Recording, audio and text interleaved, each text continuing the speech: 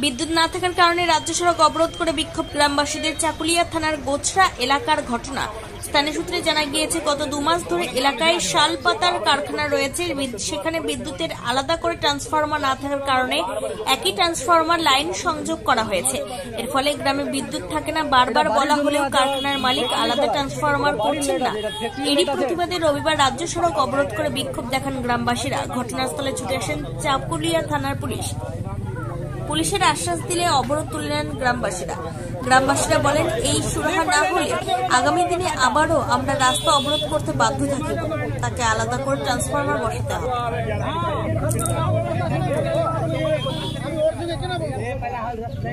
আমি কেন বলবো আমার যেখানে বলা আমি ঠিক বলছি।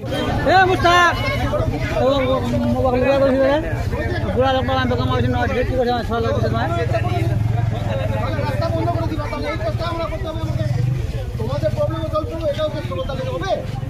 আমরা চাচ্ছি যে তোমাদের একটা প্রবলেম না হয় সেটা আমরা দেখি, তাই তো। মানুষের প্রবলেম কেন করবো? পাবলিক আছে রাস্তা আছে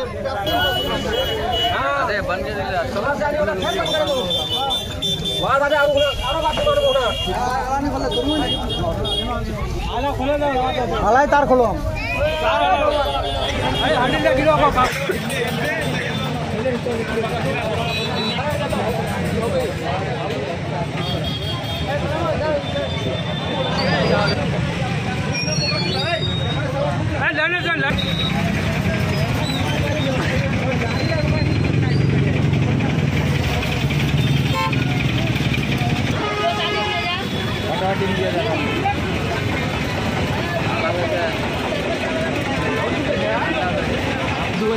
হাল্লাটা শুনতে যাবো নুমাই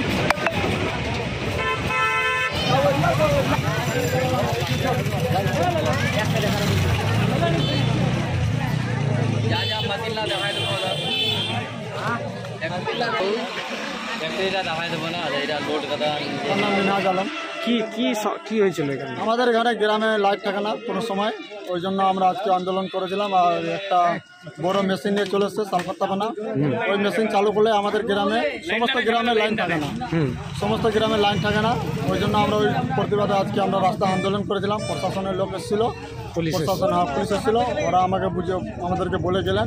এরপরে যদি সমাধান না হয় আজকের মধ্যেই, তারপরে আবার আমরা আজকের মধ্যেই আন্দোলন করব। বলছি এটা কোন জায়গা? এটা জায়গার নাম হচ্ছে বালিগুড়া, চাকুলিয়ার বালিগুড়া, গোছরা বালিগুড়া, চাকুলিয়া পঞ্চায়েতের মধ্যে। আপনারা আমরা চাচ্ছি তার লাইনটা আলাদা হোক, আলাদা ট্রান্সফর্মার নিয়ে উনি মেশিন চালাবে না কি চালাবে, কত করে ফ্যাক্টরি চালাবে উনি চালাক, সেটা নিয়ে আমাদের কোনো অভিযোগ নেই। কিন্তু আলাদা আছে আমাদের মাং আছে যে ওর লাইনটা কাটুক, তারপরে আমাদের গ্রামে সব ভালো লাইন থাকবে। রাত্রি কোনো সময় লাইন থাকে না, আমাদের লাইন থাকে। ও যখন মেশিন বন্ধ থাকে তাহলে আমাদের লাইন থাকে, ও যখন মেশিন চালু করলে আমাদের লাইন সমস্ত চলে যায়। তোমরা লিখিত দিবে? আমরা লিখিত দেবো, লিখিত যদি না হয়, লিখিত আগে আমরা কানকিতে দিয়েছি। কানকিওয়ালা যদি না শুনে ওদেরকে ফোন করছি, বলছে তোমরা লাইন কাটো। তো প্রশাসনের লোক এসে আমাদেরকে বলে গেল, দেখি প্রশাসনই করে তারপরে আমরা কি না হলে রাত্রির অবধি যদি না হয় 6টা 7টা অবধি, তাহলে আমরা রাতটা 8টা 9টা আবার আমরা আন্দোলন করবো। আমরা চোরেও নিজে ওর সঙ্গে কী করতে হবে করে নেবো, তারপর প্রশাসনের লোক যা করবে আমাদেরকে করে নেবে।